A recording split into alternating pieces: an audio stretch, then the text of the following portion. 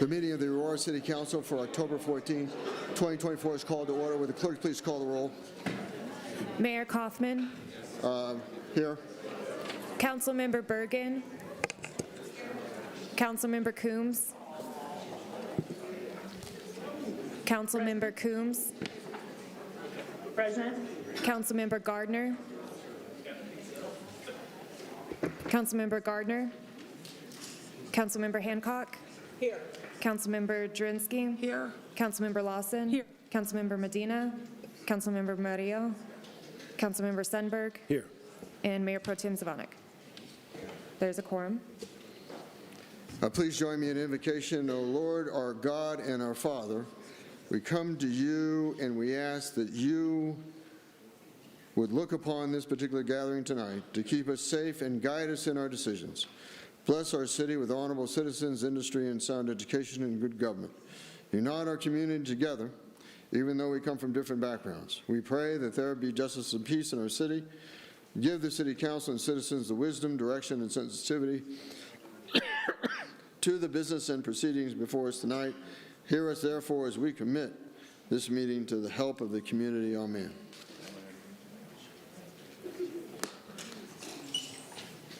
Please join me in the Pledge of Allegiance.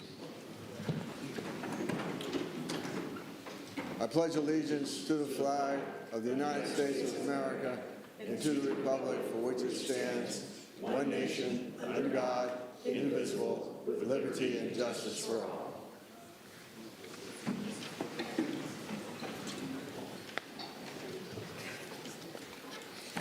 Land acknowledgement. The City of Aurora acknowledges that we gather on the territories and ancestral homelands of the Cheyenne, Ute, Arapaho, and Lakota peoples, past and present. We also recognize the 48 contemporary tribal nations that are historically tied to the lands that make up the state of Colorado. Indigenous peoples have remained committed to the stewardship of this land over many centuries.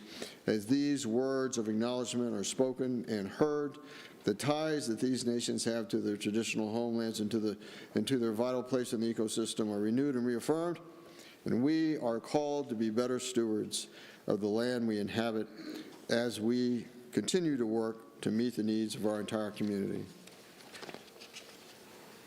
Executive session update. In executive session, we discussed litigation,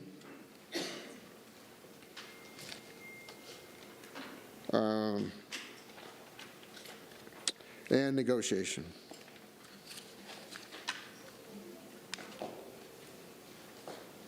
Approval of the minutes for September 23rd, 2024. Motion is in order. Mayor, I move to approve the minutes. Moved by Councilmember Sundberg, seconded by Mayor Pro Tem Zvonek to approve the minutes of September 23rd, 2024. Discussion. Seeing no discussion, call for the question on the approval of the minutes for September 23rd, 2024.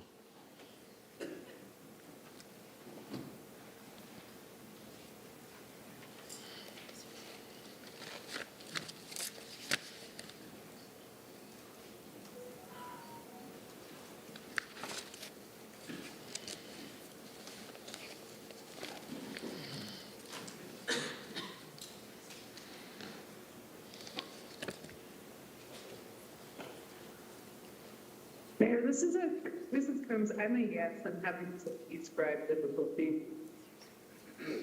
I'm sorry. Councilmember Coombs? Councilmember Coombs? Okay. Councilmember Coombs, how would you like to vote? Actually, I need to abstain because I was not there. Okay. Mayor Kaufman. Mayor votes yes.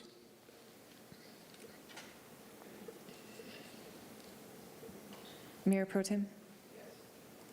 The motion passes to adopt the September 23rd, 2024 council meeting minutes.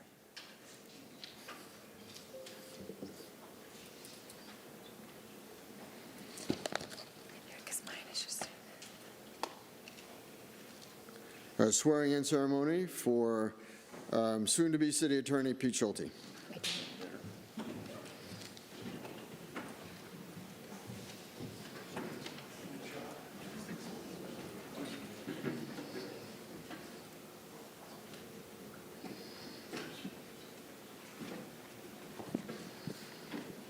Good evening, Mayor, Mayor Pro Tem, members of council. Mr. Schulte, family members, come on up. Anybody can come up and take pictures as well.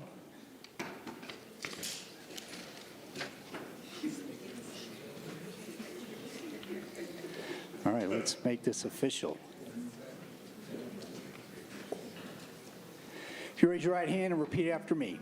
I, Peter Schulte, I, Peter Schulte, having been duly appointed as city attorney for the city of Aurora, Colorado, do solemnly swear or affirm that I will faithfully and impartially administer the affairs of such office in accordance with the constitutions of the United States of America and of the state of Colorado, and the charter and ordinances of the city of Aurora, to the best of my judgment and ability, so help me God. Congratulations. Thank you, sir.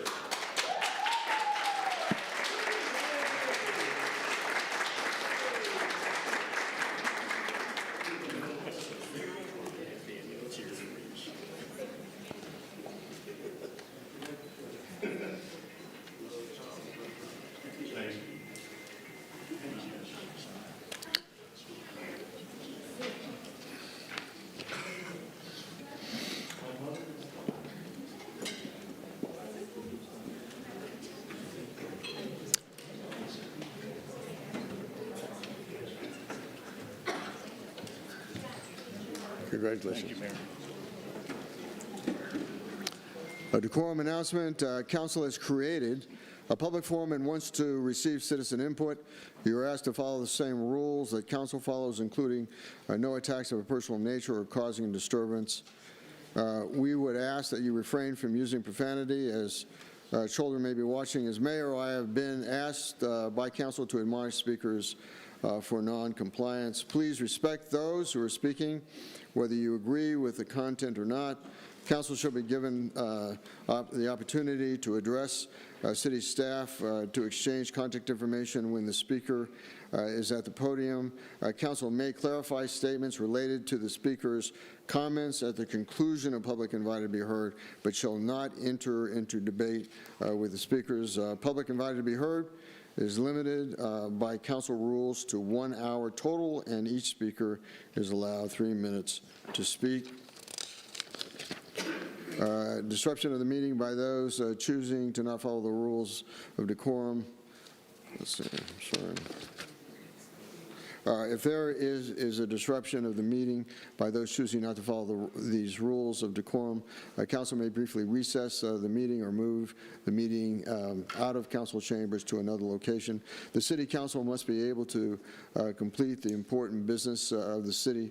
Let me be clear, if this meeting is disrupted like meetings in the past, I believe council will vote to move the remainder of our meetings for the year to be virtual only. This will also include removing the public invited to be heard part of the council agenda until meetings resume in person.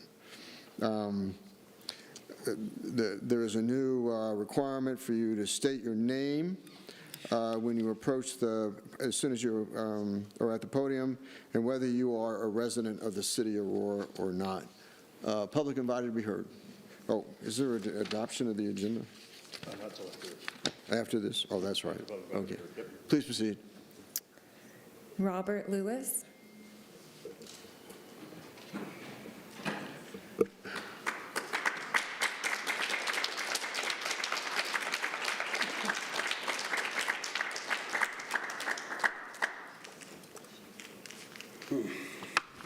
Once again, I'm here to discuss the murder of my son.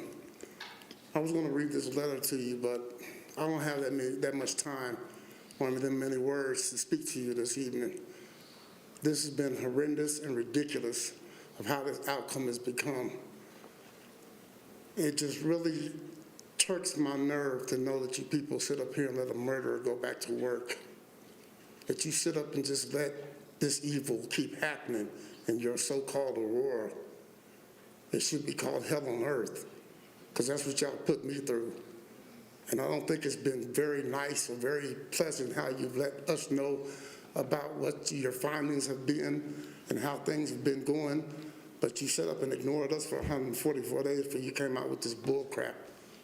And it's like, how do you sit there and pray to a God that does not allow you to murder people, does not allow you to keep doing the injustice that you keep doing to other black men?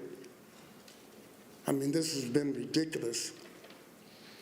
And it's sad to see that I have to live amongst people like this, and it makes me wonder every day, it would probably be better on the other side when I get there. But I hope to be the judge and jury when y'all get to heaven, because I'm going to send you straight to hell. And that officer that y'all back and want to sit up and support, he's going to hell too. There is no other way. You can ask for forgiveness, but it's not given to you like that. You have to put in work just like you put in work in anything else. But this has just been an outrage. It shouldn't happen like this. You know this is wrong. I don't have any other words to say to you. I'm gonna let other people read this letter because it's too heartbreaking to me. And I don't want to sit up here and start crying because I'm tired of crying. This is ridiculous. This needs to stop. You murdered too many people. This is injustice. It's not justice. It's justice for one person who y'all sit up and back in this mess that y'all call justice. This has been a disgrace, and I'm sorry I have to live through this. But we will keep fighting, and we will continue to keep showing up as much time as it takes to get this through y'all's head. This was just a murder. I mean, you have the opportunity to use less lethal options, and you choose to shoot my son. That's a damn shame. And on that video, you know it's a damn shame. So I just want to say to y'all, y'all have lives that you live, and hopefully nothing like this happens in your life. But if it does, don't ask why. But I just want to say, y'all have a blessed evening, and one day I'll see you again.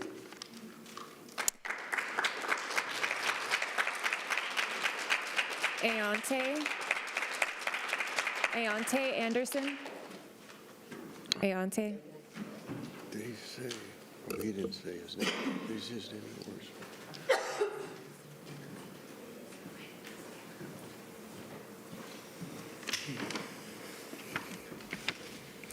I'm Robert Lewis, and I had to bury my son for 144 Could you identify days. yourself first and whether or not you're a resident of the city? Reclaiming my time then. Ayante Anderson, resident, not a resident of Aurora. I am Robert You're a Lewis. resident of where?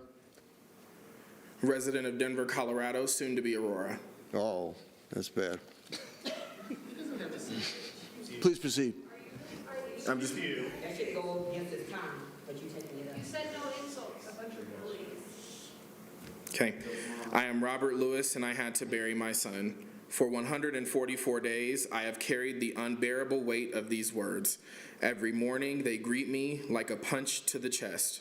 My son, Kylin, was just 37 years old with so much life ahead of him. On May 23, 2024, his life was violently taken from us, and nothing has been the same since. As a black father, I never imagined I'd have to utter these words. But here I am, forced to say them over and over again because the world needs to hear. I am Robert Lewis, and I had to bury my son. I have endured 144 days of agony since Kylin was stolen from us. Each day is a reminder of what was taken, his voice, his laughter, his dreams. Do you know what that feels like? To be a black father that had to bury your son, to stand over your son's lifeless body, knowing that the world, the system, the police saw him nothing more than a threat. My son wasn't a statistic. He was a man with hopes and with a future, and with a family who loved him deeply. And in one cold, heartless moment, his life was snuffed out. I am Robert Lewis, and I had to bury my son. There is a deep pain that I carry that these words can never truly capture. It is the same pain felt by countless black fathers before me who have watched their sons taken by violence, by racism, by the institutions that claim to protect my son, Kylin, who was unarmed. He didn't deserve this. No father should ever be forced to say goodbye to their child like this, but I did, and now I am left with a lifelong burden of grieving for him. I am Robert Lewis, and I've had to bury my son. For 144 days, I've been waiting for justice, accountability for answers, and what we have been given, silence, disrespect, to learn through the media that DA John Kellner already made his determination without even notifying our family. As if Kylan's life meant nothing. The pain we feel is compounded by the knowledge that the system would rather protect a cop than bring justice for a black man killed in cold blood. I am Robert Lewis, and I had to bury my son. And now, after all this time, we are told that there will be no charges, that the officer, the man who took my son's life, will return to duty. What does that say to me? What does that say to Kylan's mother? To his children, that black lives are disposable and our pain is insignificant. I don't just want condolences, I want justice. I want the system that killed my son to be held accountable. I am Robert Lewis, and I had to bury my son.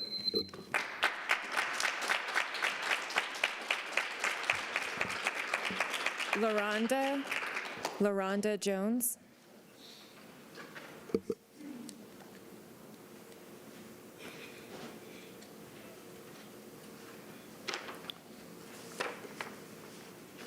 I am LaRonda Jones, and I am not a resident of Aurora. I have come all the way from Georgia to speak on my son, Kylin Lewis' behalf. So I will start. I am LaRonda Jones, Kylin Lewis' mother, standing with Robert Lewis, his father. And I will not go into all that the auntie read, but I will start here. I am Robert Lewis, and I had to bury my son. I endured 144 days of agony since Kylin was stolen from us. Each day is a reminder of what was taken, his voice, his laughter, his dreams. Do you know what that feels like as a black father? To stand over your son's lifeless body, knowing that the world, the system, the police saw him as nothing more than a threat. My son wasn't a statistic. He was a man with hopes, with a future, and a family who loved him deeply. In one cold, heartless moment, his life was snuffed out, was taken away. I am Robert Lewis, and I had to bury my son. For 144 days, I've been waiting for justice, for accountability, for answers, and what has been given, silence, disrespect, to learn through media that District Attorney John Kellner had already made his determination without even notifying our family. It, as Kylin's life, meant nothing. The pain we feel is compounded by the knowledge that the system would rather protect a cop than bring justice for a black man killed in cold blood. I am Robert Lewis, and I had to bury my son. And now, after all this time, we're told that there's no charges being taken, that the officer, the man who took my son's life, will return to duty. What does this say to me? What does that say to Kylin's mother? This had that his children, the black lives are disposable, and our pain is insignificant. I don't just want condolences, I want justice. I want the system that killed my son to be held accountable and not to uphold injustice. I am LaRonda Jones, Kylin Lewis' mother, standing with his father, Robert Lewis. And I want to tell you, I'm so disappointed in all of this. I expected this, but it still hurts at the same time. I have not slept since my son was killed. I see counselors, I see therapists to deal with this pain, to deal with how my son's life was taken so abruptly, so inhumane. We all hurting. The system has failed not only me, but others. It failed me. Because the oath that everybody take as an officer, as a council member, as any upheld position, as of today, should stand on that oath, your promises. Stand on every word that you say, mean it, and live by it. I pray for the officer every day, because I hate no one. I don't hold hatred in my heart for anyone. But I also hold pain in my heart today and every day. And I will miss my son until we meet again. But just know, we all have a judge, and we all have to stand before God one day. And I hope that everybody can say with a clear heart, I did the right thing and I upheld justice. Thank you for listening.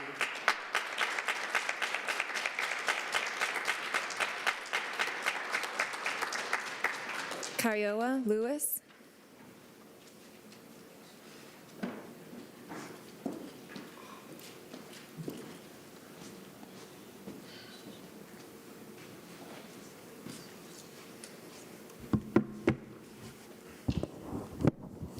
I'm Kiowa Lewis. I'm a resident of Aurora, Colorado.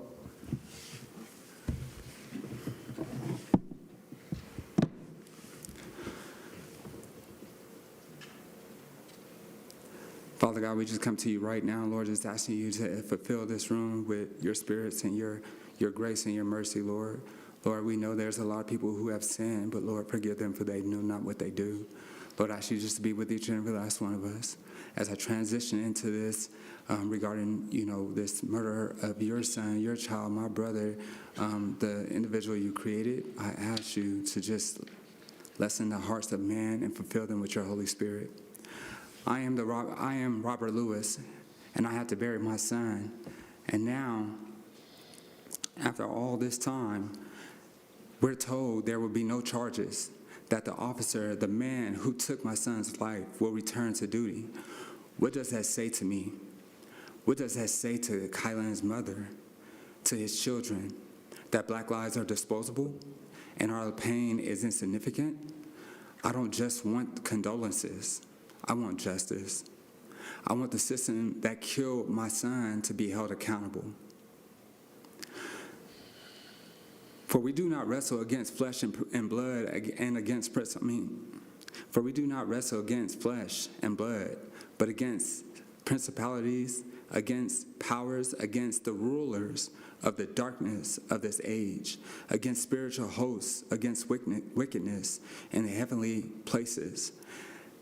Therefore, take up the whole armor of God, and you may be able to withstand in the evil days. And having done all to stand, believe in God, do it all. Y'all are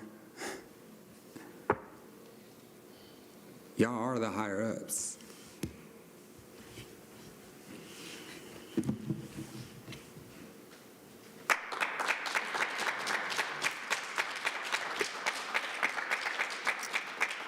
Aaron Futrell.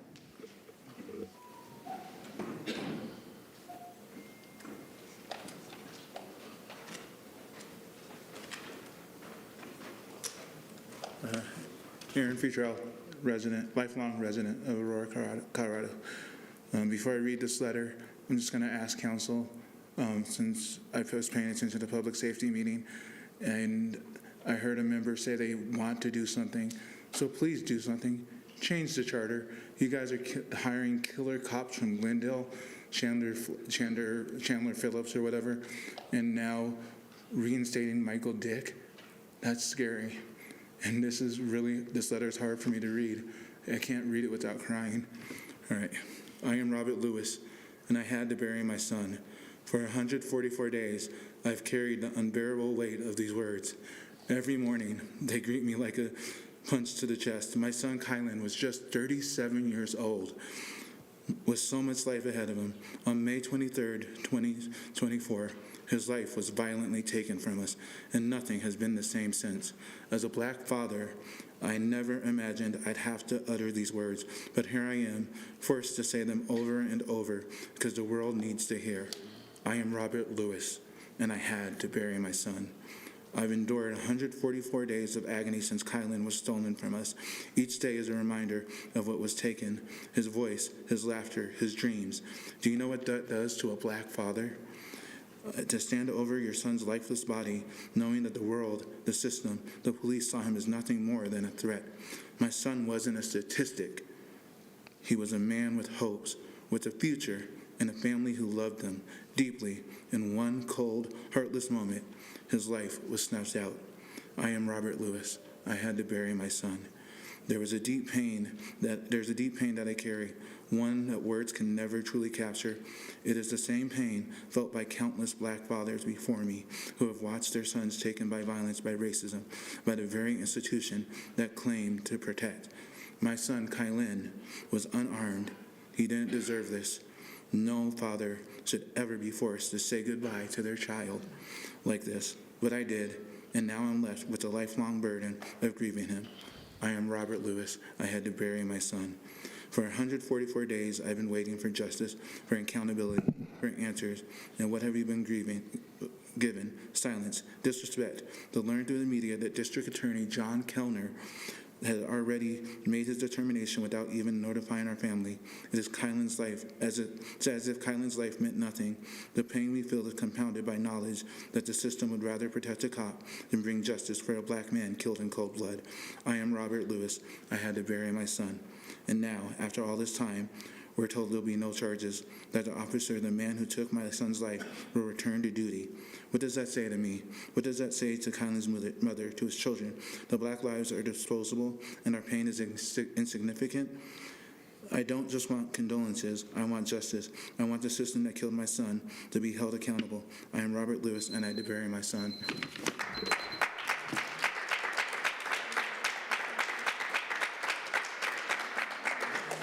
Ana Sousa.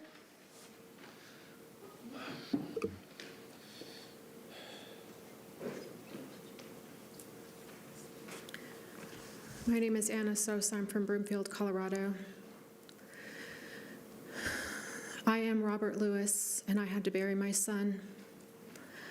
For 144 days, I have carried the unbearable weight of these words.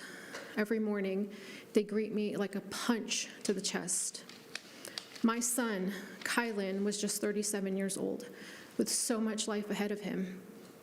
On May 23rd, 2024, his life was violently taken from us, and nothing has been the same since. As a black father, I never imagined I'd have to utter these words, but here I am, forced to say them over and over, because the world needs to hear. I am Robert Lewis, and I had to bury my son. I've endured 144 days of agony since Kylan was stolen from us. Each day is a reminder of what was taken. His voice, his laughter, his dreams. Do you know what that does to a black father? To stand over your son's lifeless body, knowing that the world, the system, the police saw him as nothing more than a threat? My son wasn't a statistic. He was a man with hopes, with a future, and with a family who loved him deeply. In one cold, heartless moment, his life was snuffed out. I am Robert Lewis, and I had to bury my son. There is a deep pain that I carry, one that words can never truly capture. It is the same pain felt by countless black fathers before me who have watched their sons taken by violence, by racism, by the very institutions that claim to protect my son. My son, Kylan, was unarmed. He did not deserve this. No father should ever be forced to say goodbye to their child like this. But I did, and now I'm left with this lifelong burden of grieving him. I am Robert Lewis, and I had to bury my son. For 144 days, I've been waiting for justice, for accountability, for answers. And what have we been given? Silence, disrespect. To learn through the media that District Attorney John Kellner had already made his determination without even notifying our family, it's as if Kylan's life meant nothing. The pain we feel is compounded by the knowledge that the system would rather protect a cop than bring justice for a black man killed in cold blood. I am Robert Lewis, and I had to bury my son. And now, after all this time, we're told there will be no charges, that the officer, the man who took my son's life, will return to duty? What does that say to me? What does that say to Kylan's mother, to his children? That Black lives are disposable and our pain is insignificant. I don't want just condolences. I want justice. I want the system that killed my son to be held accountable.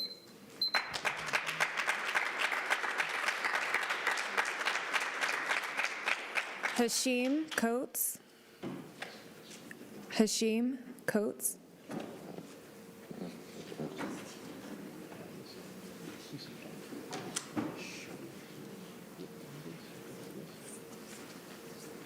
What's that? Okay, thanks. She thought the buzzer got off. I think you need a doctor.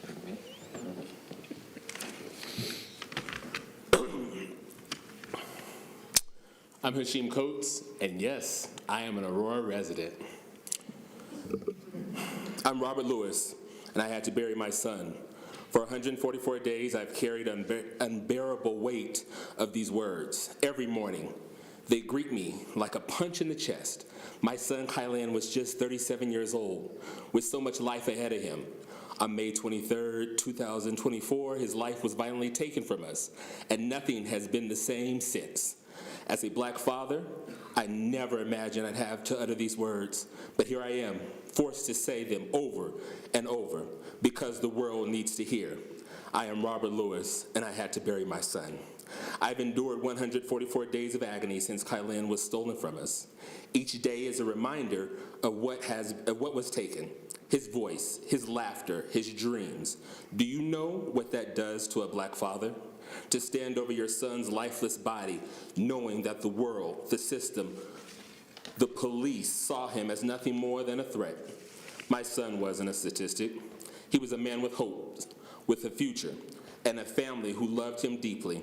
In one cold, heartless moment, his life was snuffed out. I am Robert Lewis, and I had to bury my son. There is a deep pain that I carry, one that words can never truly capture.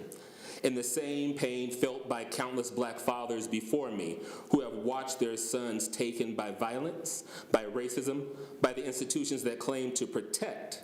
My son Kylan was unarmed. He didn't deserve this. No father should ever be forced to say goodbye to their child like this. But I did, and now I'm left with the lifelong burden of grieving him. I am Robert Lewis, and I had to bury my son.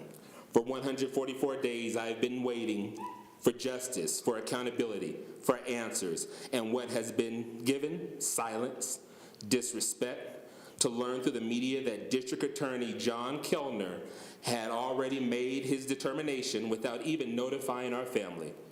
It is as if Kylan's life meant nothing. The pain we feel is compounded by the knowledge that the system would rather protect a cop than bring justice for a Black man killed in cold blood. I am Robert Lewis, and I had to bury my son. And now, after all this time, we're told there'll be no charges, that the officer, the man who took my son's life, will return to duty. What does that say to me? What does that say to Kylan's mother, to his children? That Black lives are disposable, and our pain is insignificant. I don't just want condolences, I want justice.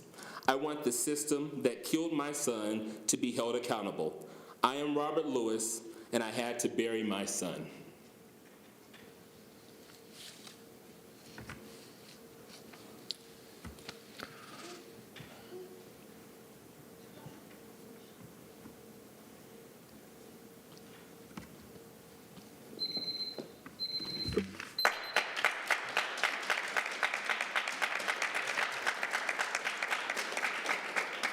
Median Schaffner.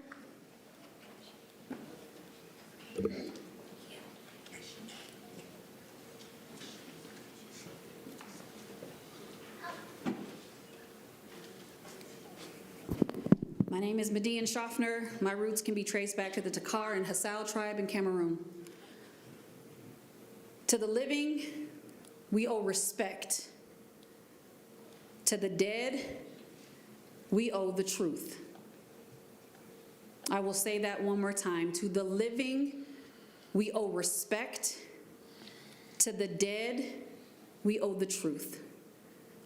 Jason, weeks ago, I came to you and told you and assured you that there was nothing that the investigation was going to say that would justify the treatment of Kylin Lewis.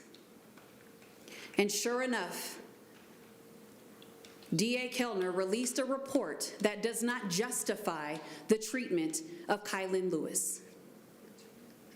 The truth that they are trying to paint of Kylin is riddled with history that rhymes. Presumption of guilt has always, presumption of guilt has always haunted those that are in this black skin. Congratulations on your new position. I hope that it comes with some serious leadership because nonverbal communication matters. To the living, we owe respect. To the dead, we owe the truth. The leadership in this city has failed Kylin in both life and in death. They released a report that ensured that there were those buzzwords, gang member, violent.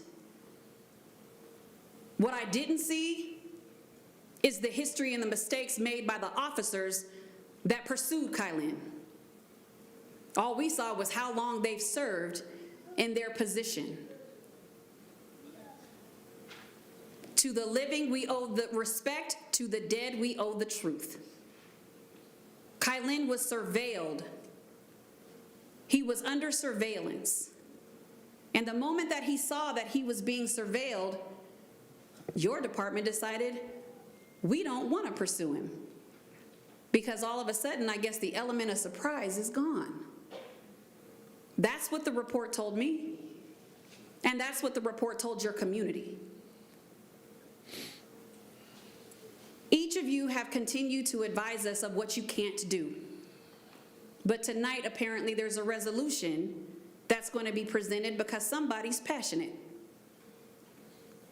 You continue to tell us what you can't do, so it means that this is a high-capacity job with low-capacity people. To the living, we owe respect. To the dead, we owe the truth. We will not let each and every one of you, under your leadership, fail Kylin in death. His legacy will live in truth. Yours will as well.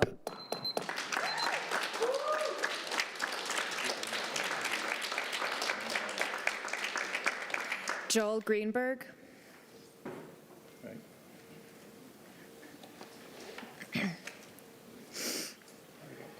Joel Greenberg, Littleton, Colorado. Good evening. 144 days ago, a young father and husband was murdered by this city. He was not protected, and not one of us was served.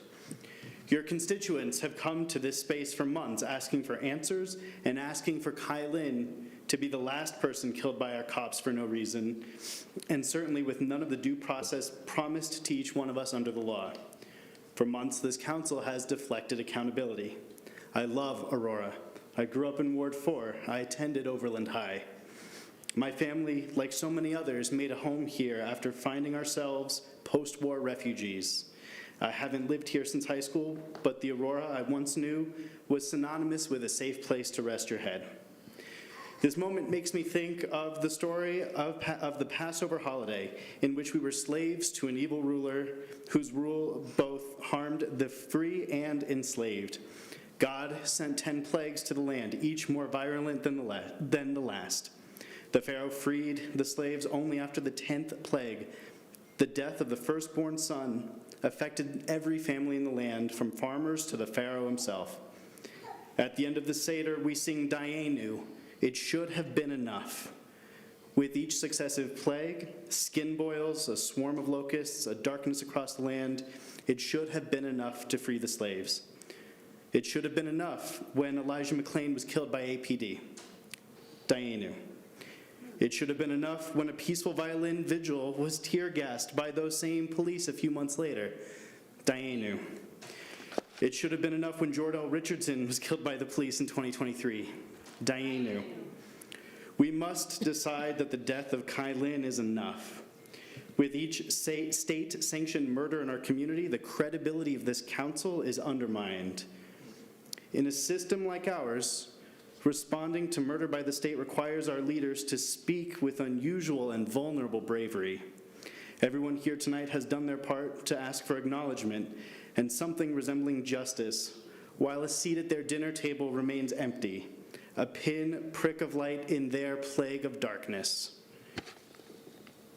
Each state-sponsored killing should have been the last. Each parent or spouse or child should at least go to bed tonight knowing their lost loved one is the last, and their suffering will not be known by anybody else. We can only hope that you will all find the courage to end this bloodshed far sooner than the Pharaoh did, before another innocent person is taken from our community.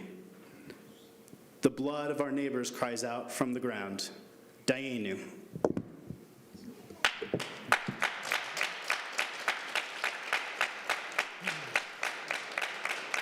Serena Owlett.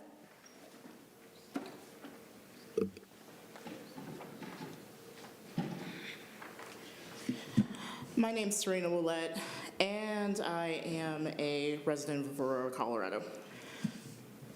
I am Robert Lewis, and I had to bury my son. For 144 days, I have carried the unbearable weight of these words. Every morning, they greet me like a punch to the chest. My son, Kai Lin, was just 37 years old with so much life ahead of him. On May 23rd, 2024, his life was violently taken from us, and nothing has been the same since.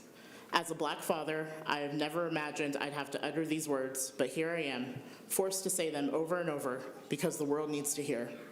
I am Robert Lewis, and I had to bury my son. I've endured 144 days of agony since Kai Lin was stolen from us.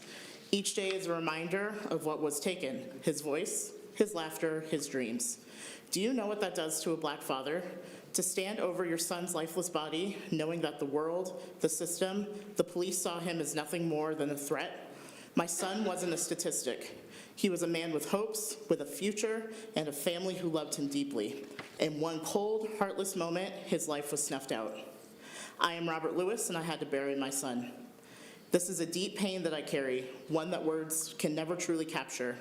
It is the same pain felt by countless Black fathers before me who have watched their sons taken by violence, by racism, by the very institutions that they claim to protect. My son, Kai Lin, was unarmed. He didn't deserve this. No father should ever be forced to say goodbye to their child like this, but I did, and now I'm left with the lifelong burden of grieving him. I am Robert Lewis, and I had to bury my son. For 144 days, I've been waiting for justice, for accountability, for answers.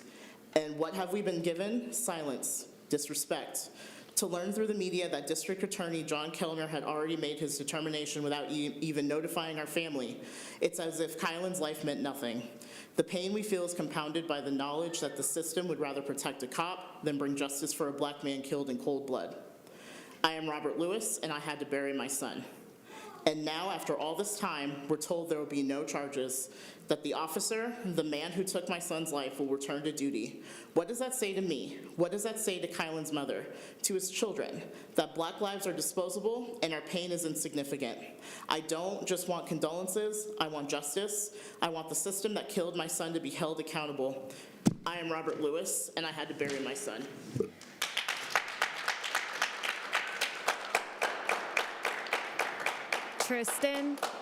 Tristan Hust.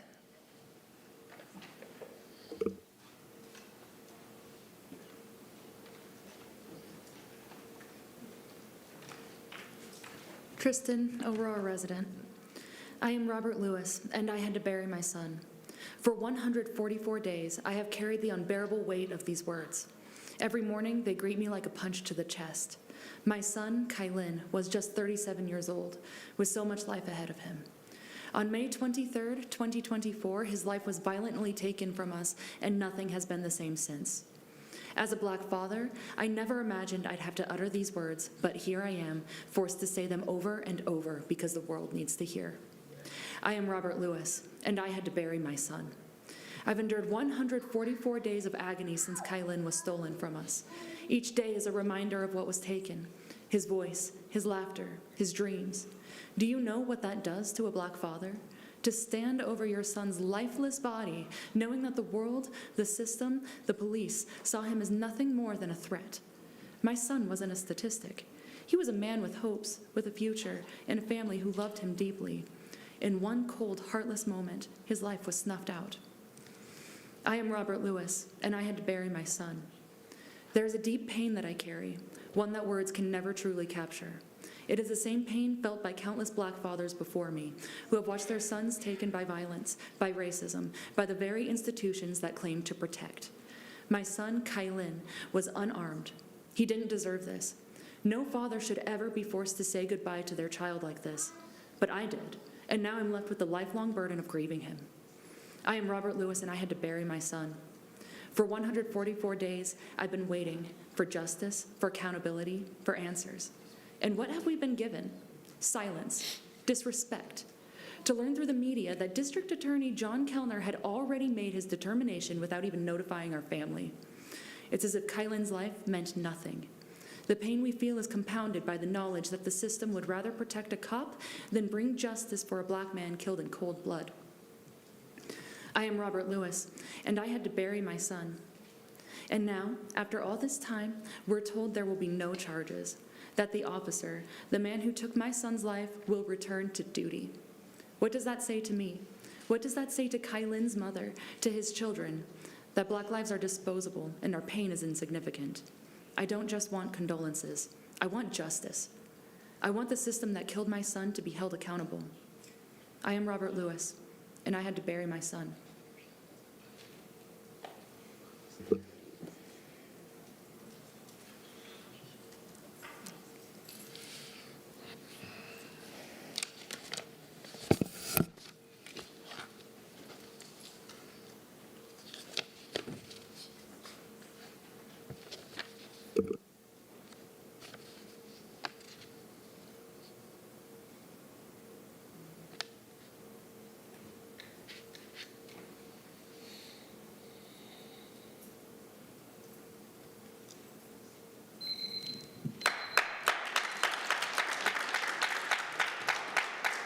Jeffrey McFarland. Jeffrey McFarland. It doesn't seem like this really reflects, because it's much more than, it's also on a record. My name is Jeffrey McFarland. I'm an Aurora resident, specifically the region that Donald Trump referred to a gang-ridden war zone, if you were wondering. I hope that the family and my comrades that joined me here today will forgive me for what I'm about to do, but I feel like I've watched enough of you and seen your faces glaze over. I can see the disrespect that is just consistently given by this council, and I wonder what it is that is the motivator for actively antagonizing your constituents. What is the motivator for actively disregarding people who were owed due process and got nothing? Kylan Lewis's guilt or not is an irrelevant topic to this conversation. Due process. Where is the constitutional right? Most of you are Republican, right? Aren't you supposed to be constitutionalists? Aren't you supposed to be federalists? Where is the justice? These seats will fill week in and week out, full of people who want to come talk about potholes on Alameda Avenue, or people talk about stolen cars. Like, we have people who make it a point to come up here and make it their own little hour where they talk about themselves and their own controversial remarks. You are insignificant in the scheme of this. In the scheme of this, each and every one of us is the same. You can sit up there in your elevated positions. You can sit up there and ignore the Lewis family. You can sit up there and ignore what your police department continues to do over and over and over and over and over again. Regardless of city attorney, regardless of mayor, you can look away. I'm still speaking. Same with the rest of you. It's ridiculous. It is pitiful. It is despicable. If this is democracy, this is the best we've got. This is your bid to get reelected. I know some of you have larger political aspirations, and this is clearly a stepping stone for you. But some of us live here. I live 4 blocks down the street from what you all wanted to propagate about gangs. You were right, Danielle. They arrested 9 whole gang members. Out of 33 active gangs in Aurora, we got 9 guys from 1 gang. Real bang-up job. Same thing, Chamberlain. We let a guy who was part of the LAPD when Rodney King got his ass beat be our police chief. Just for a frame of reference. And you want trust? No, you clearly don't want trust. You don't want the input of the public. You don't want to listen to any degree of constituency. What part of Aurora do you represent? Tower Road? The Southlands? Where is it that you're representing? Because no one sitting here feels represented by a single one of you. And I might be one guy. I'm one tiny white kid wearing a keffiyeh. And guess what? I'm not the only one. Us saying we'll see you at the ballot box is us being nice. That's us being nice, in case you didn't recognize that. While you stand up there and salute the flag for the Pledge of Allegiance, people are dying in the street from people under your employ, your endorsement for political president. Too bad. Too bad. And we will see you in November. And that is you being nice.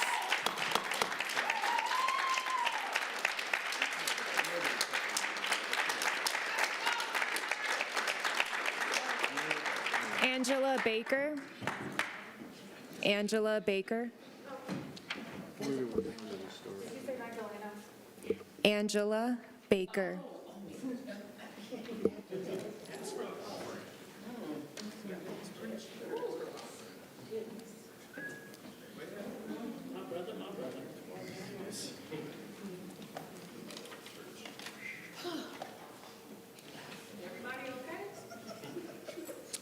Hi, my name is Angela Baker. I reside in the Holy Spirit, but my body is a resident of Aurora, in which my home is there. I am Robert Lewis. I had to bury my son for 144 days.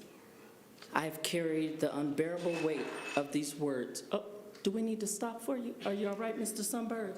Okay, not a problem. Every morning, it greeted this father like a punch to his chest. His son, Kylan, was just 37 years old, with so much of life ahead of him. On May 23rd, a day that you will never forget, 2024, his life was violently taken from us, the community, his family. Nothing has been the same. As a black father, he never imagined he'd have to utter those words. But here he is, and here we are, forced to say them over and over and over and over again until you get it. Because those words need to be heard. I am Robert Lewis. I had to bury my son. I've endured 144 days of agony since Kylan was stolen from us. Each day is a reminder of what was taken. His voice, his laughter, his dreams. Do you know what that does to a black father or to a father of a black son? To stand over your son's lifeless body, knowing that the world, the system, the police saw him nothing more than a threat. My son was not a number. He was a person. He was a man with hopes, with future, and a family and a community who loved him. In one cold, heartless moment, his life was snuffed out. I am Robert Lewis, and I had to bury my son. There is a deep pain that he carries. One word will never capture. It is the same pain felt by countless black fathers, black mothers, black community, black people who have watched their son taken by violence, by racism, by Ubers. But there was never a claim to protect him. Kylan was unarmed. He held a cell phone. He didn't deserve this. No father should ever be forced to say goodbye to their children like this. But Robert Lewis did. He had to bury his black son.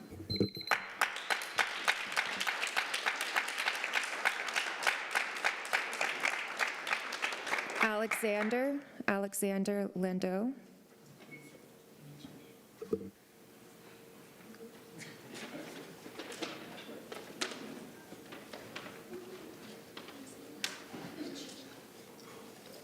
Good evening.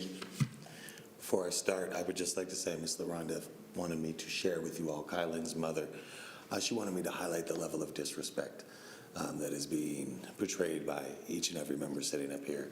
The major concern being that you all are on phones, electronics, and not paying the level of seriousness to the attention here at hand. So without further ado, I am Robert Lewis, and I had to bury my son.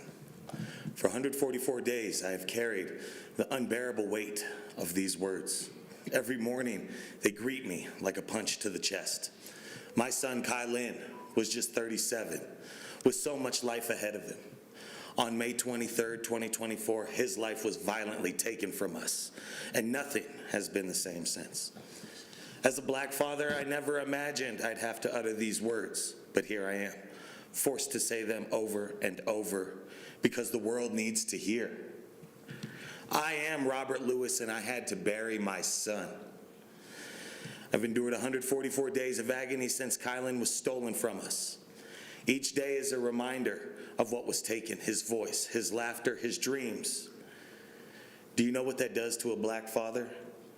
To stand over your son's lifeless body, knowing that the world, the system, the police saw him as nothing more than a threat.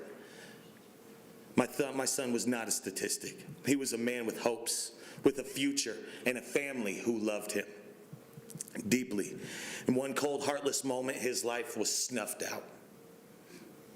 I am Robert Lewis, and I had to bury my son. There is a deep pain that I carry, one that words can never truly capture.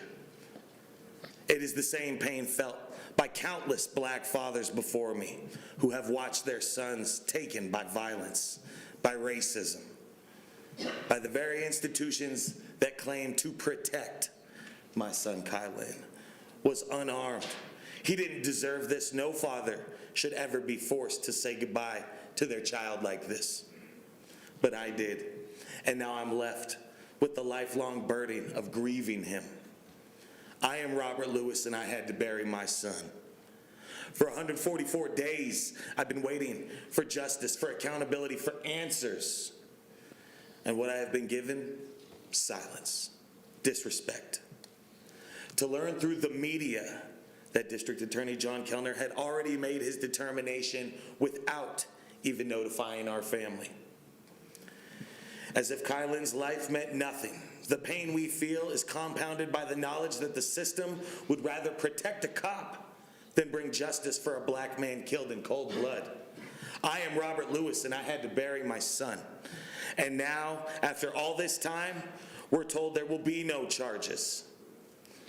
That the officer, the man who took my son's life, will return to duty. What does that say to me? What does that say to Kylan's mother, to his children? The black lives are disposable and our pain is insignificant. I don't just want condolences, I want justice. I want the system that killed my son to be held accountable. I am Robert Lewis, and I had to bury my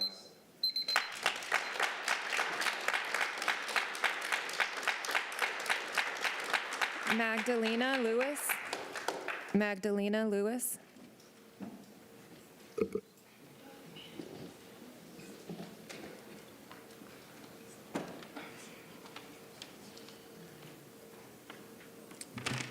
I'm Magdalena from Aurora. Before I start, I want to say if I have to adhere to the rules of decorum, so do you. So I want the laughing and the chit-chat and the distractions to stop. Okay? It's your first day here. Decorum means no clapping. I am Robert Lewis, and I had to bury my son. For 144 days, I have carried the unbreakable weight of these words. Every morning, they greet me like a punch to the chest.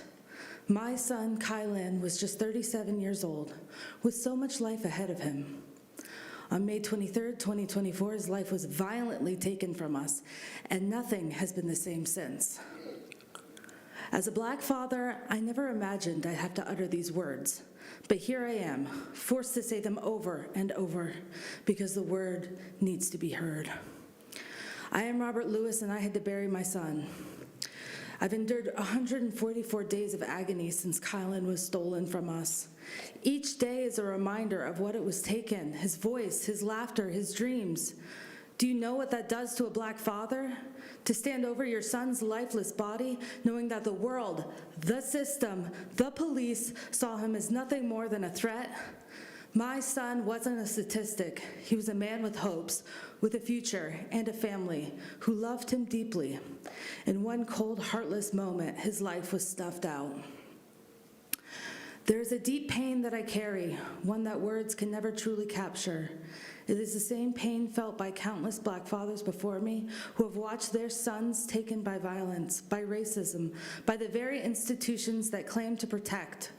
My son, Kylan, was unarmed. He didn't deserve this. No father should ever be forced to say goodbye to their child like this. But I did, and now I'm left with a lifelong burden of grieving him. I'm Robert Lewis, and I had to bury my son. For 144 days, I've been waiting for justice, for accountability, for answers. And what have we been given? Silence. Disrespect. To learn through the media that the district attorney, John Kellner, had already made his determination without notifying our family. It's as if Kylan's life meant nothing. The pain we feel is compounded by the knowledge that the system would rather protect a cop than bring justice for a Black man killed in cold blood. I am Robert Lewis, and I had to bury my son. And now, after all this time, we're told there would be no charges, that the officer, the man who took my son's life, will return to duty. What does that say to me? What does that say to Kylan's mother, to his children, that Black lives are disposable and our pain is insignificant? I don't just want condolences, I want justice. I want the system that killed my son to be held accountable. I am Robert Lewis, and I had to bury my son.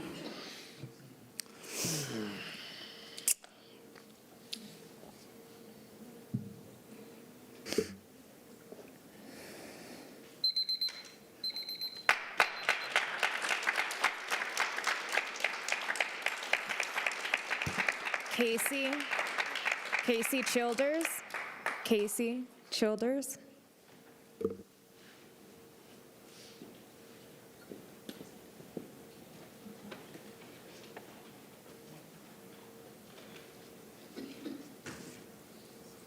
Hello, my name is Casey, and I'm a resident of Denver.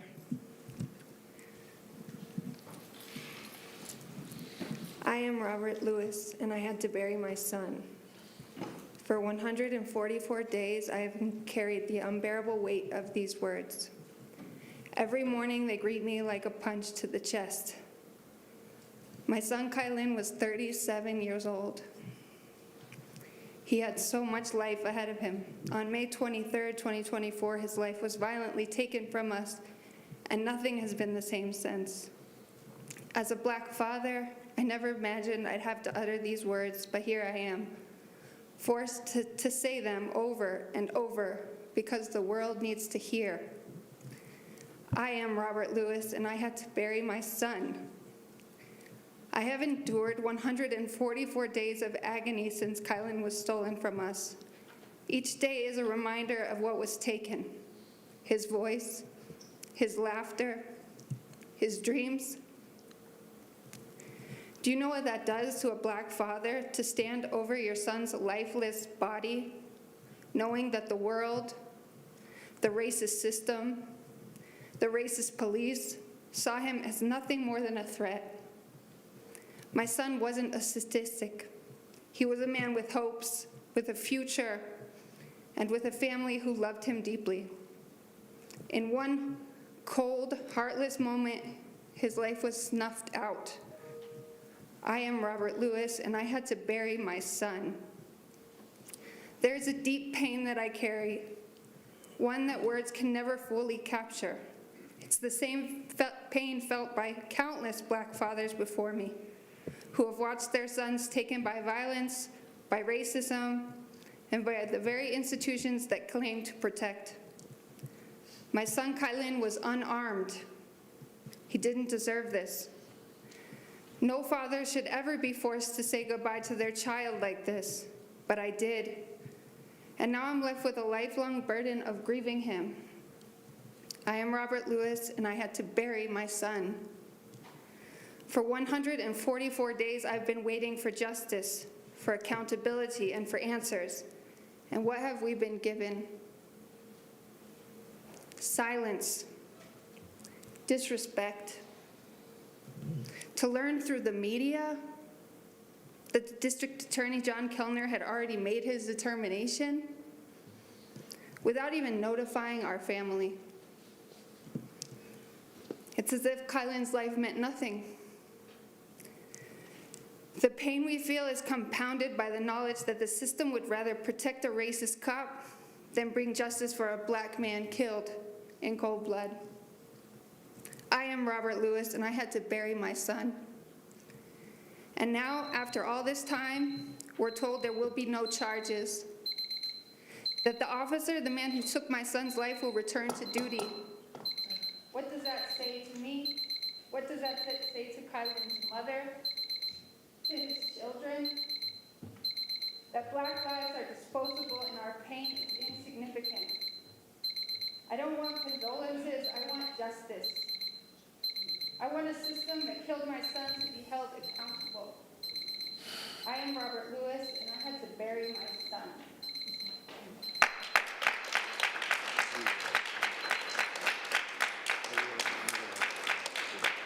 Nicholas Walker. It's a super majority to extend the time, it's hard to say it's an absolute. Because they have to suspend the rules, it's a lot of majority to make it beyond an hour. Good evening, Mr. Mayor, Council. First, I give you all honor to God, our Father.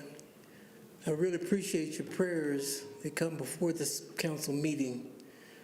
But we need to put action. The word I read says, faith without works is dead. And so what we're doing here tonight is trying to put some work together. I'm here on behalf of the Walker family in Aurora. We've been here since '79, and I'm taking a special time to honor the indigenous people and the Latino of America who've experienced even more hurt and pain before the African American experience here in Aurora, in America for sure. So I take time to honor those that have come before us. But I am an African-American man, but for the grace of God, I would go just as Mr. Lewis has gone. Without some kind of justice in this society, we all have issues that we have to deal with. And I'm here to speak for issue having to do with economic murder. I'm asking the city attorney, since we have a new city attorney, to pay special attention to this presentation. It's about my call for information discrimination. I've been here 3 times in the past, and I've not got justice on simple questions I've asked about economic development in Aurora. And I cannot get that information for whatever reason, and I need to know why. As a taxpaying citizen since '79, I deserve answers, or I need to understand why I can't get the answer that I'm asking for. So, Mr. City Attorney, I'd like you to take that charge, information distribution, and put it in line with the non-discrimination policy of the city, and then let me know how we can work together to get the information I need. Number 2, I gotta send a message to Curtis Gardner, my at-large councilman, saying that he did not read an email that I sent, that it was deleted without being read. And I need to understand, Mr. City Attorney, how can my city attorney, my city representative restrict information from getting back to me or reading the information I'm giving to him or her? Number 3, we had an incident last Friday. I need a specific accounting by the city clerk's office, the finance department, the city of Aurora in general, about how a private citizen can be given a form of protection to the accused or adjudicated murderer in justice of inheritance. I'd like to get that to the ward councilman, or back to me as soon as possible. Thank you. Hey, Katie, can you get me his information? Yes. Mayor, council members, we are at our 1-hour limit. We have 4 individuals left to speak. Motion before us, or issue before us is the adoption of the agenda. Motion is in order. Mayor. Councilmember Coombs? Point of order, can we move to extend I move to extend public invited to be heard to hear the remaining 4 speakers. It's been moved by Councilmember Coombs, seconded by? Motion fails for lack of a second. Mayor, I'll second it. Very well. It takes a supermajority? Yes, Mayor. So this is because the rules were changed where it's not a majority anymore to extend public invited to be heard. It's following like Denver is a solid hour. It takes to suspend the rules. So it'll be 2/3 of those present. And Katie, I think, is it still 8? Yeah. So yes, we need 6 yes votes for it. There'll be 6 yes votes.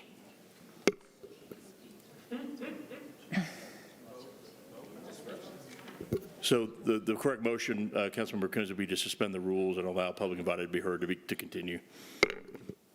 Okay, then I'll correct the motion as stated, move to suspend the rules to allow public invited to be heard to continue to hear the remaining 4 speakers.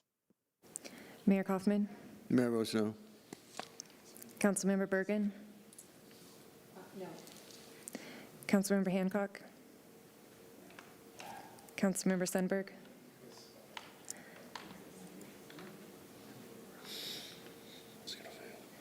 The motion does not pass with 5 yes votes. We needed 6 yes votes and 3 no votes for Mayor Kaufman, Councilmember Bergen, Councilmember Hancock. Motion is in order for adoption of the agenda. Mayor, motion to adopt the agenda. It's been moved by Councilmember Jurenski, seconded by? Bergen. Seconded by Councilmember Bergen to adopt the agenda.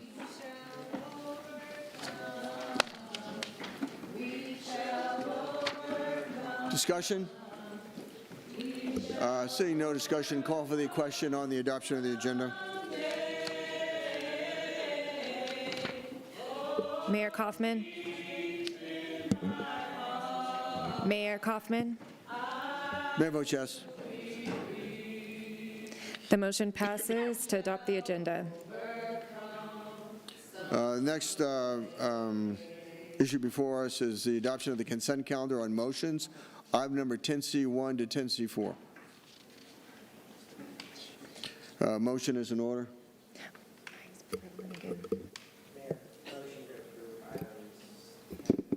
Moved by Mayor Pro Tem, seconded by? Mayor, second. Seconded by Councilmember Lawson. Discussion? Seeing no discussion, call for the question on the adoption of the consent calendar on motions, item number 10C1 to 10C4. Mayor Kaufman? Mayor votes yes. Councilmember Coombs? Yes. Councilmember Jurenski? This is to adopt the consent calendar for motions. Next question The motion before us. passes to adopt the consent calendar for motions. The next question before us is the adoption of the consent calendar on resolutions and ordinances, item number 11A1 to 11A6. Mayor, Mayor Pro Tem. motion to approve items 11A1 through 11A6. It's been moved by Mayor Pro Tem, seconded by? Mayor, second. Seconded by Councilmember Lawson to approve the consent calendar. Oh, I'm sorry, Councilmember Coombs? Yes, I'd like to pull up item 11A6.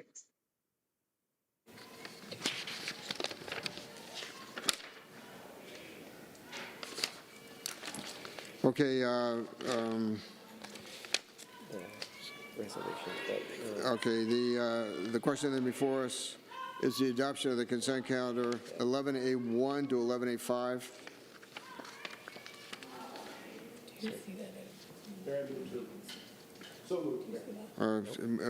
I think moved by Councilmember Sundberg, seconded by Mayor Pro Tem, seconded by Mayor Pro Tem to approve item number 11A, 11A1 to 11A5. Discussion? Seeing none, call for the question.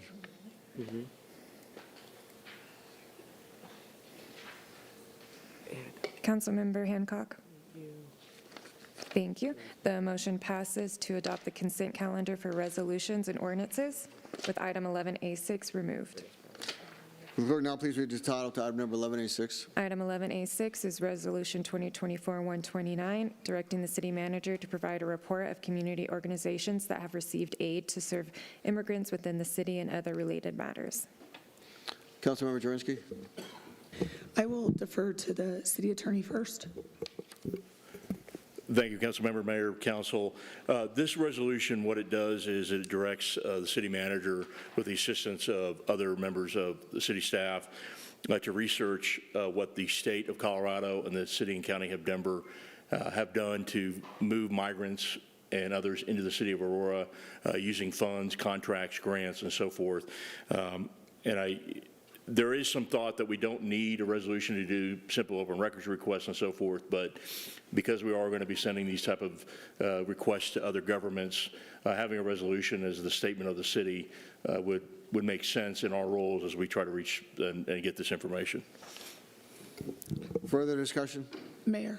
Councilmember Jerinsky? And so with that, with what the city attorney just explained, is why I felt like it made the most sense to bring this forward as a resolution. And I think that the people of Aurora have a right to know. I think the people of Aurora have a right to know. We're told 2,000 apartments were rented. Where? Were they all rented in Aurora? You know, we've heard about the nonprofits that received all of this funding, American taxpayers' dollars to move these people here. The people of Aurora have a right to know how this happened, how much money went towards it, what the state's involvement was, what the city of Denver's involvement was. So that's why when I was told it was best to bring forward a resolution, I'm absolutely happy to, because the people of Aurora have a right to know exactly what happened in this city. Further discussion? Mayor. Councilmember Summer. Our city faces a lot of challenges, and certainly in partnership, we can get things done. There's a lot of nonprofits out there that are doing a fantastic job coming together to solve a lot of our problems, whether it's drug addiction or youth violence. So we look to them and we partner with them. There's circumstances beyond our control. We don't have control in Aurora over our southern border. We don't have control over the fact that Denver boasts that they're a sanctuary city. And there are some nonprofits that placed people in Aurora, and they did it in an irresponsible manner, a couple of them, where they gave them a few months of rent, didn't check their employment, and they never followed up with them. There was no case management. They walked away from them, and that sets them up for failure.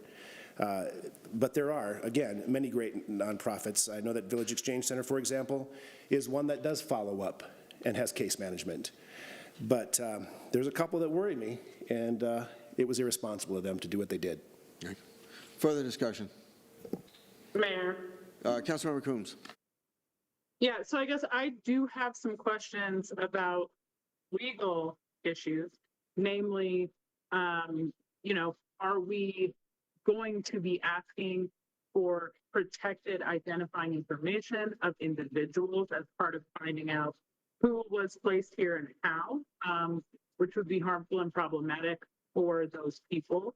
Are we going to be just looking at a broad stroke, which organizations have received funding? In which case, we're going to have organizations that have been getting caught up and swept up in this and endangering them, their staff, and the people they serve, many of whom include Aurora residents who are migrants, who are here with work permits and other legal status. And even if folks don't have legal status, they don't deserve to be made unsafe.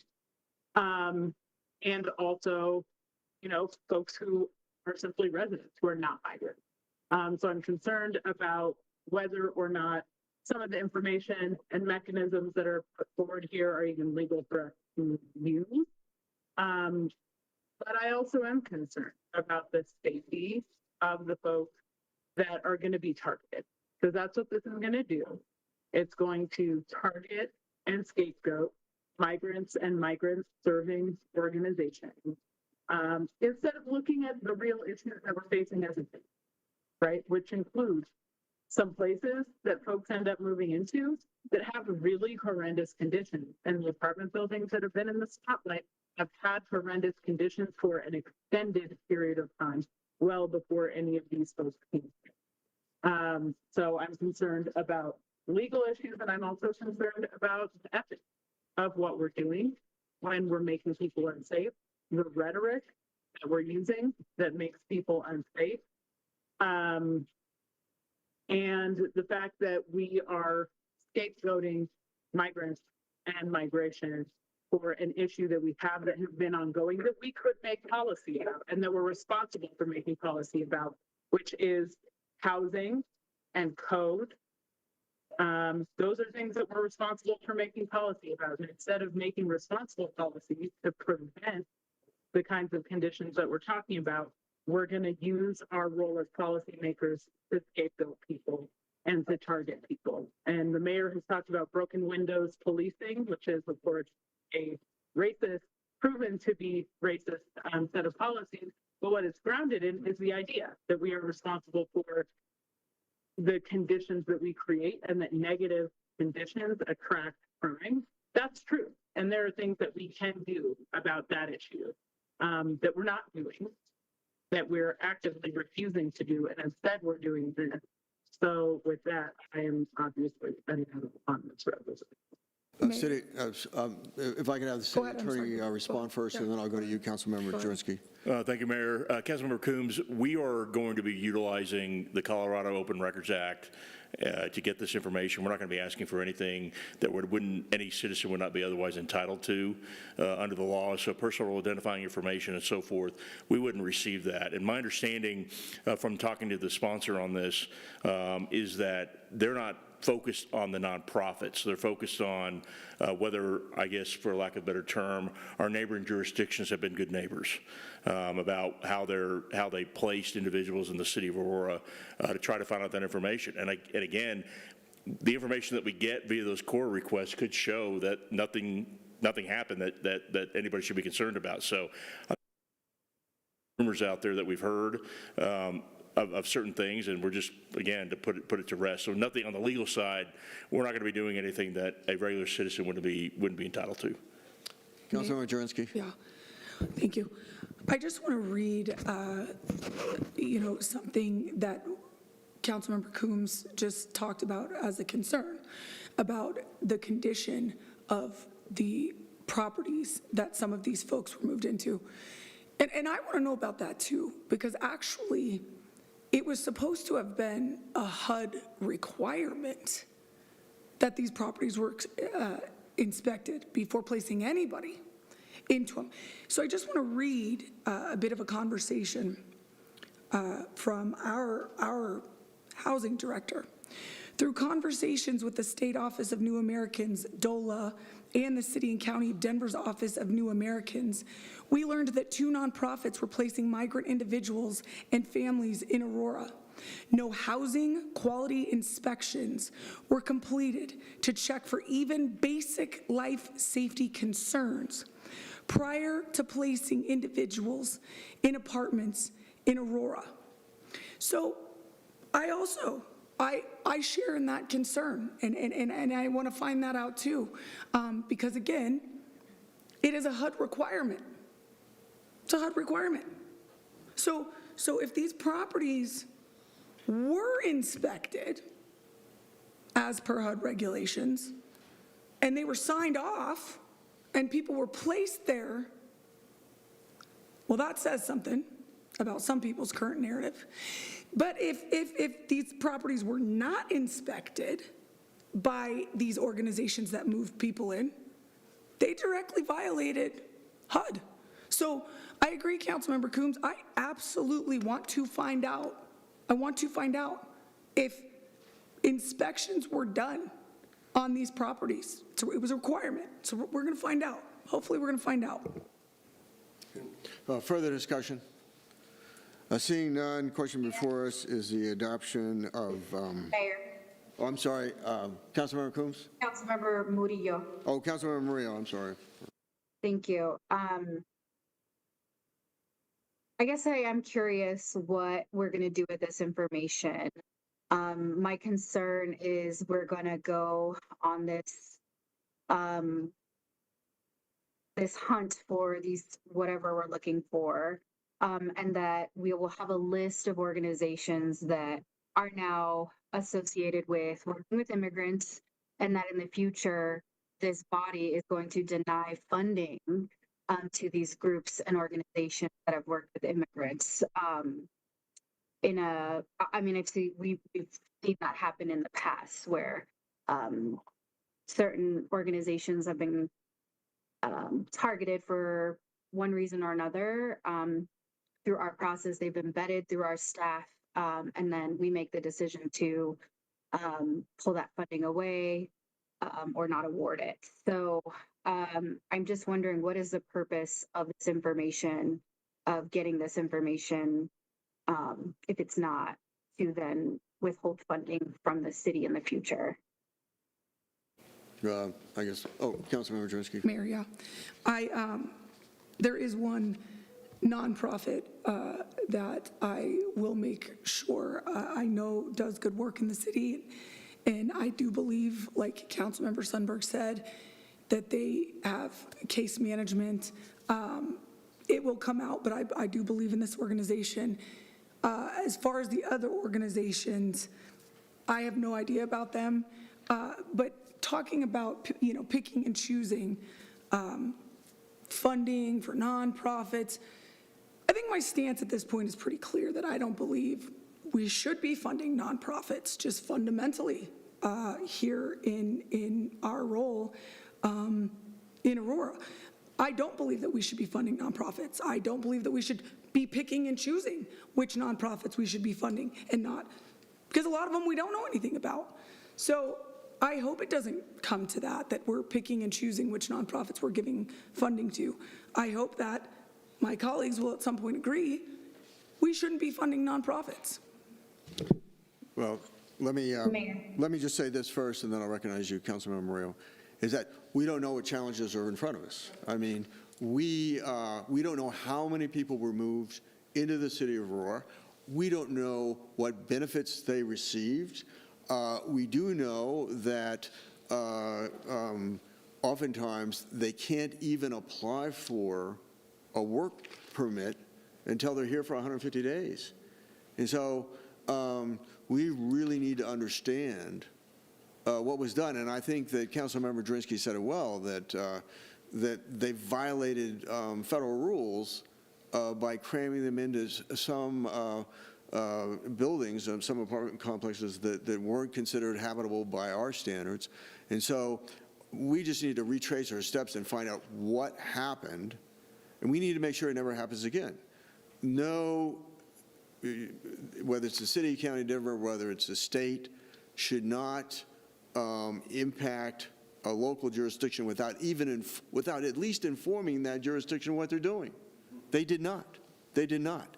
And they use nonprofits as a mechanism to do this, local nonprofits. And so these core requests aren't going to these nonprofits.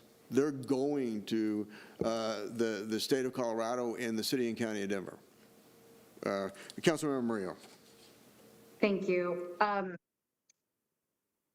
So I'm confused. Do we not know about the situation? Because it sounds like some very specific, like it sounds a little just targeted to Denver and specific nonprofits. So I'm confused if we do know anything about the issue or we don't, because you also said that we needed to understand it better.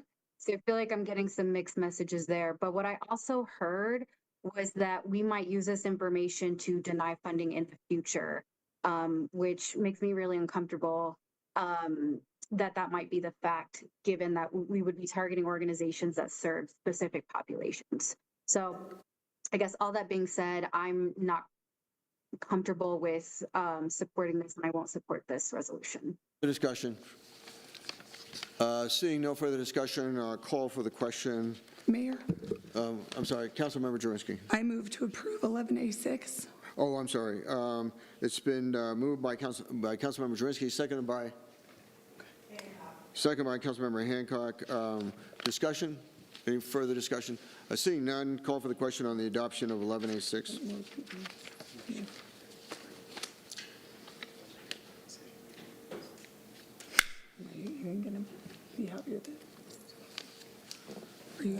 The motion passes with 6 yes votes and 2 no votes from Councilmember Coombs, Councilmember Murillo, to adopt Resolution 2024. Will the clerk now please read the title to item number 13A? Item 13A is introduction of ordinance 2024-66 to exercise the power of eminent domain for acquisition of certain property interests necessary for the Aurora Missing Sidewalks Program project. A brief presentation by staff. Is there somebody here to do that? Hector might be online. Okay. City Manager, can you answer? Thank you. Good evening, Mayor and Council. This is Okay, Hector. there we go. Please excuse the delay. So my name is Hector Reynoso. I manage the Real Property Services Division in the Public Works Department here at the City of Aurora. The city is proceeding with a federally funded project known as the Aurora Missing Sidewalk Project. The intent of the project is to improve pedestrian access for low-income neighborhoods. It's also to prevent pedestrian and car-related accidents and to provide connectivity to schools within a quarter mile from each missing sidewalk. There are a total of 16 property owners, excuse me, that are being impacted, and a total of 29 parcels that are being acquired. We have closed with 10 of the property owners, 3 are pending closing, 2 are in negotiations, and 1 property owner has become unresponsive. And so the question before you tonight is, does City Council support proceeding with eminent domain for the Aurora Missing Sidewalks project? Questions of staff? Seeing no questions of staff, motion is in order. Mayor, motion to approve item 13A. Moved by Councilmember Jurinski, seconded by Sundberg. Seconded by Councilmember Sundberg to approve item number 13A. Discussion? Seeing no discussion, call for the question on the adoption of item number 13A.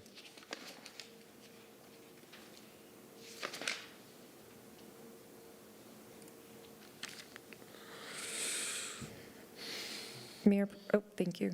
The motion passes to adopt item 13A. Clerk, now please read the title to item number 13B. Item 13B is introduction of ordinance 2024-67, repealing ordinance 2022-77 related to Article 5, employee occupational privilege tax, and Article 6, employee occupational privilege tax of Chapter 130 of the City Code of the City of Aurora and other related matters. Councilmember Bergen. Thank you, Mayor. This was discussed earlier at study session.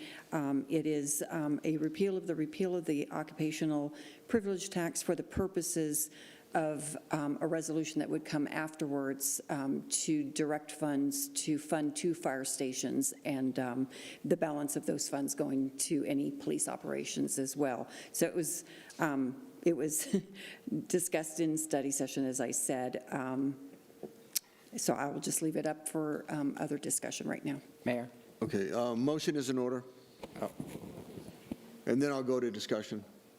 Okay, motion to approve 13B. Moved by Councilmember Bergen, seconded by? Coombs? Seconded by Councilmember Coombs. Discussion. Mayor?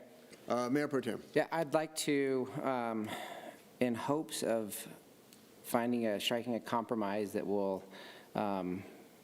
appease both sides of this argument, I'd like to offer an amendment to this specific ordinance, and then I want to give a little bit of context because, as Councilmember Bergen mentioned, there's also a companion resolution, and I think that's important to understand the way I'd want to amend that, assuming the amendment to the ordinance is accepted by my colleagues. So the amendment to the ordinance would delay the repeal from January 1st to June 1st of next year.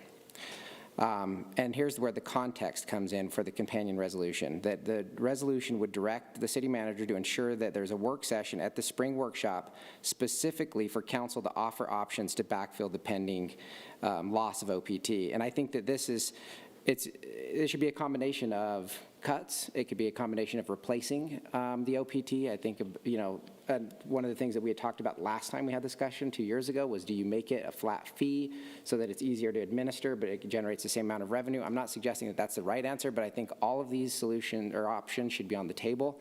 And then the other part of the resolution would stay as it currently, I believe, is drafted, and that is that the revenue would be used to fund the operation of the 2 police or the fire stations. So for this, specifically for this, it would be to repeal the delay from for January 1st of next year to June 1st of next year. Scott, okay, Councilmember Bergen.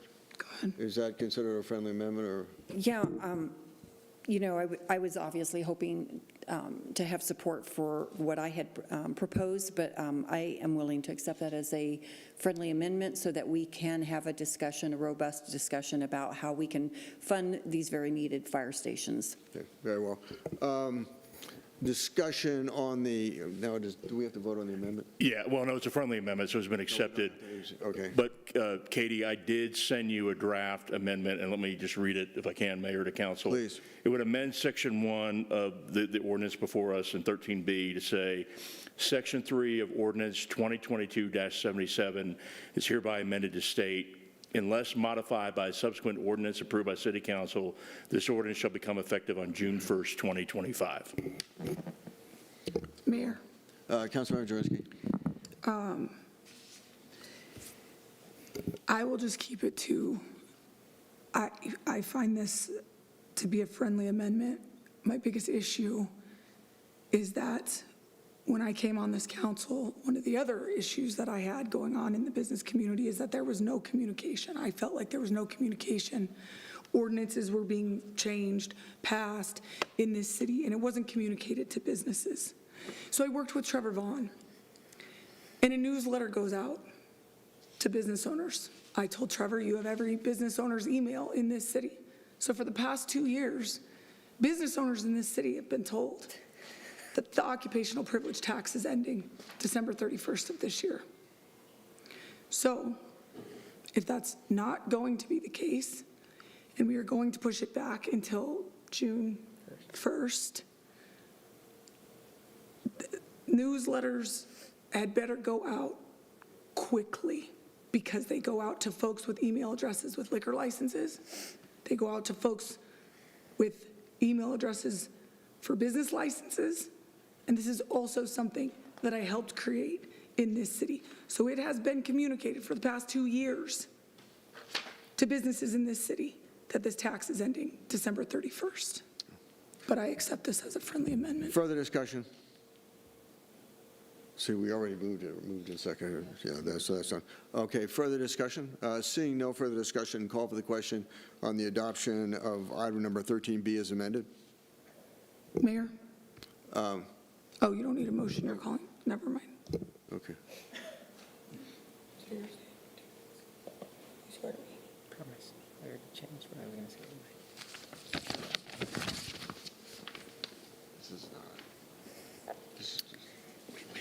Councilmember Coombs? Bring it up what it is, and you guys can choose not to take action. Thank you. The motion passes to adopt item 13B as amended. Very well. I guess, will the clerk please read the title of item number 17A? Yeah. Item 17A is discussion and possible action regarding future in-person or virtual council meetings. Very well. Is there any desire to go virtual Mayor? for a period of time? Councilmember Bergen? I don't have desire to go virtual. I think it's great that we're in person, but I will say that this, since summer, all the disruptions that we have had over time is why we went virtual last time, because it was just, we couldn't conduct our business.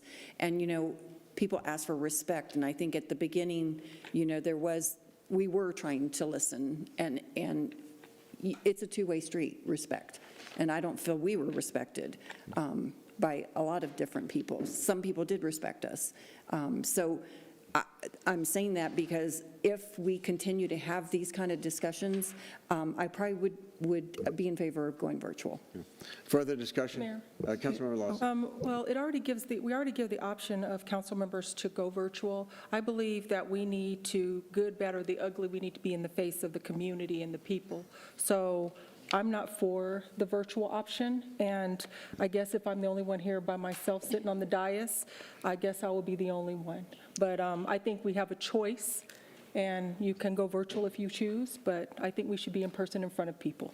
Further discussion? And so, Mayor, there's no motion put forth right now, but if council desires this, Jason and I talked about keeping this on the agenda for each meeting, depending on what happens, right? If we're able to continue the business of the city, and we're not disrupted, then I think what you're saying, Councilmember Lawson, is we'll keep doing what we're doing. But if something happens, this will be on the agenda so we can have a discussion. Is that council's direction to keep that item? Okay. Okay, very well. So there's no vote required on that? Correct. No action required. Reports, Mayor has no report. Let's see, Councilmember Gardner is not here, I don't believe. Let's see, Mayor Pro Tem. Thank you, Mayor.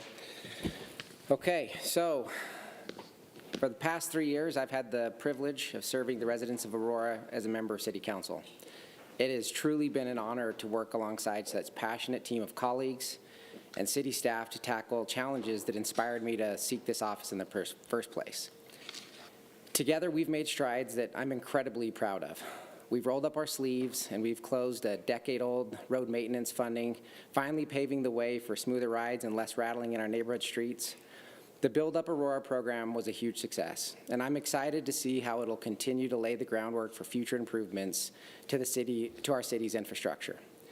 Our residents spoke loud and clear, and often, that they wanted us to clean up the homeless encampments, to focus on public safety, and make Aurora a welcoming place for businesses. Passing the mayor's homeless encampment was a first big step in my first year. But honestly, it's been our work first model and the work we've done for our navigation campus that has truly made me believe that we're onto something game-changing. I'm convinced that our homeless initiative can and will become a blueprint for cities across the country. This council's never shied away from being bold. We've enacted mandatory sentences for motor vehicle and retail theft. We've cut red tape. And we have a pioneering water conservation policy that I believe the American West should take note of. We didn't just talk about change, we made it happen.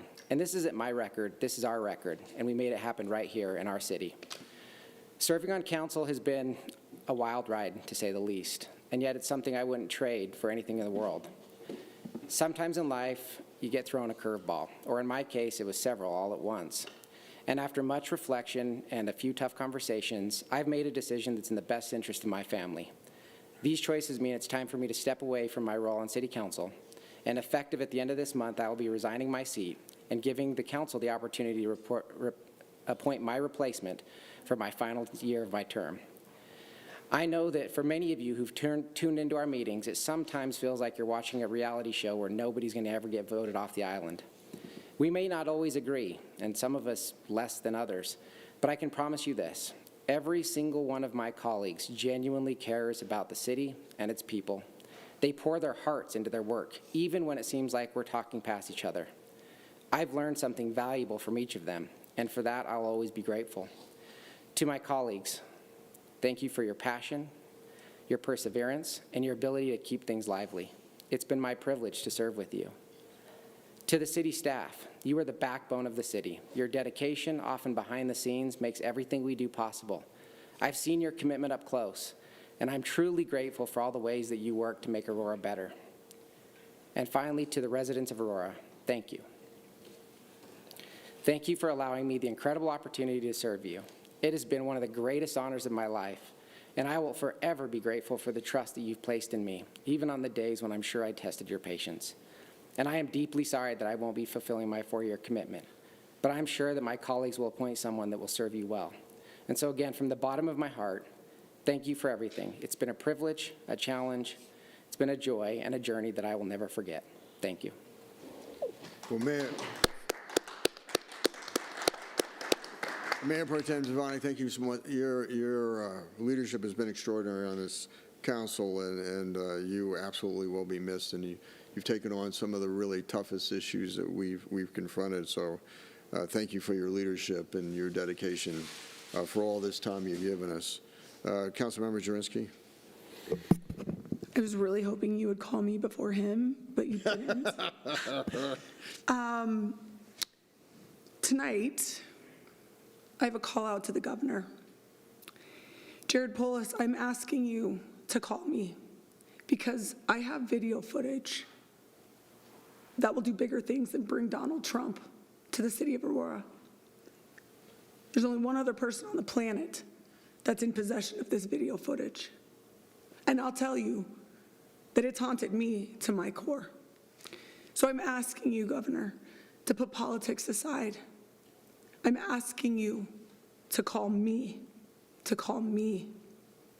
and see the videos that I am in possession of, because we need leadership, Jared, and I'm asking you to stand alongside me.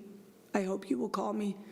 If you do not call me, the videos will come out. Councilmember Coombs. Thank you, Mayor.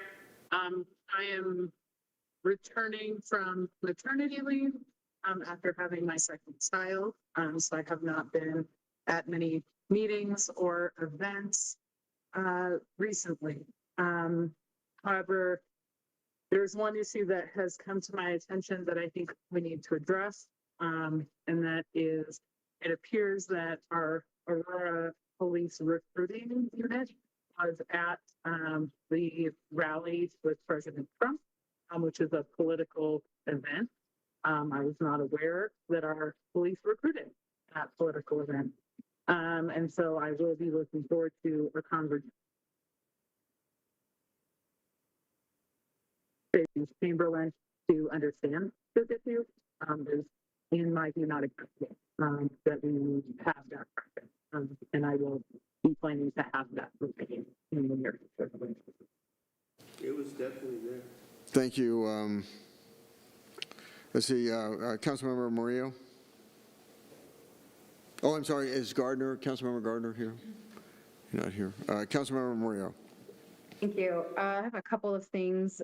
So we had to move my town hall for October. It'll be this Thursday.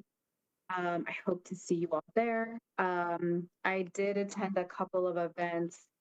One was the grand opening of the History Colorado Chinatown exhibit.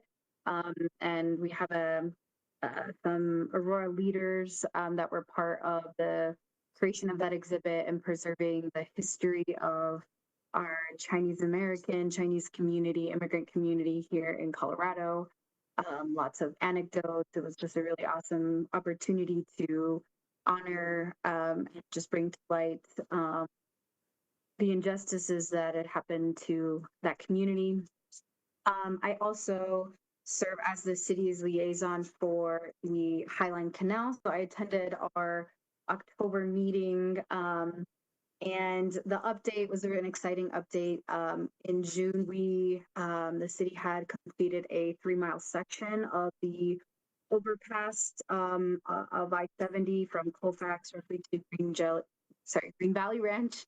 And that was the biggest, largest gap in the system that we were able to close. So kudos to our staff and to Highland Canal team and the different county partners that were involved in trying to make that happen as well. So, and then lastly, I also wanted to echo the concerns around having, uniformed police officers recruiting at a political event. Generally speaking, I would say that for any political event, but especially one where, the campaign is based on division and othering folks and fear mongering and othering, as I mentioned. I think when I think about where we're at as a city, we are, in the middle of a consent decree for bias policing and, trying to rebuild trusts with the community and viewing and harnessing our diversity as from a sense of power and strength, and to have police officers that in charge of recruiting new police officers at an event like that, I think is contrary to where we're at, the growth we need to do, and the trust we're trying to rebuild in the community. So I'm deeply concerned that that was the case. And I also look forward to hearing more about why that was the case and how we can avoid that in the future.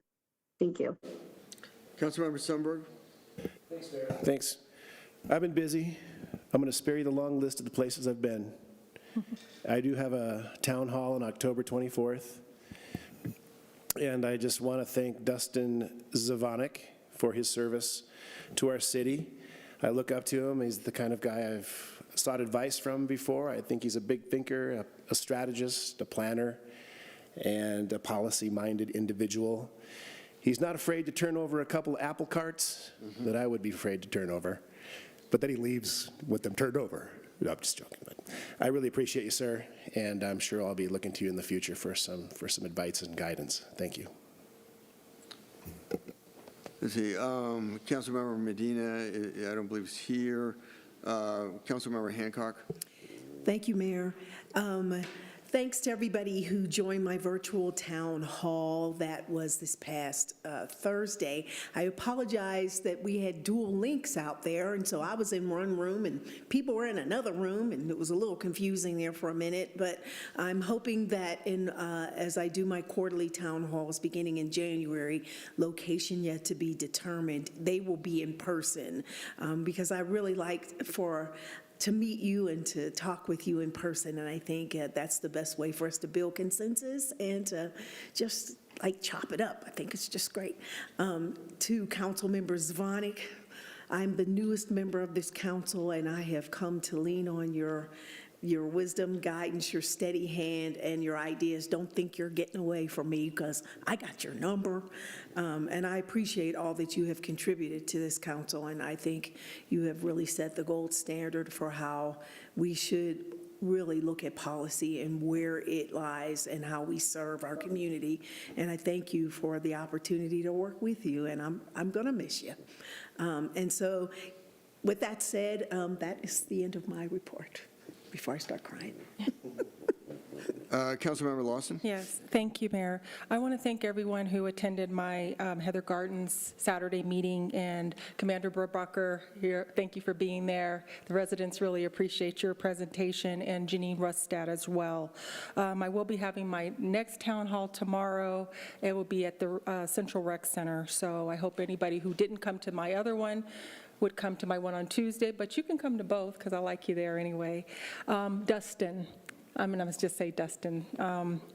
I want to thank you for all the support, and we didn't agree on things, but one thing I liked about you, even though we didn't agree, you would call me and we would discuss things, and you wouldn't be adversarial towards me. You would say, okay, Angela, let me give you some of the facts, and I really do appreciate that. I wish we had more of that on this council, and I really, really thank you for everything that you have actually there's some things that you've been behind the scenes. Chance Sports was one, some of the youth violence. So I want to say I'm going to really miss you. You set the bar kind of high on policy, and good luck to everything, and I hope you don't forget us, because we won't forget you. Councilmember Bergen. Thank you, Mayor, and I'm not going to have any report other than to thank Councilmember Zvonek for his time on council, and your policy knowledge is something that I admire. I always, as others have said, could call you and get advice, get an opinion. Obviously, you live in my ward, so we work together from that perspective of representing our constituents, and I know that they will miss you as well. And I do also agree with the fact that we could disagree on certain policy, but able to have a conversation about our differences and then move on and still, just still be respectful to each other. So I do wish you the best, and I hope to stay in touch with you. Well, and just as a final note, I just want to thank you for taking the leadership on the Aurora Navigation Resource Center, because I think it is going to be a game changer, and you were the one who negotiated the agreement, basically worked out the details to move that forward, and I can't thank you enough for that. Seeing Well, real quick, I forgot, and thank you for getting our roads paved. Oh, yes, there we go. There we go. Seeing no further business before the Aurora City Council, meeting is adjourned.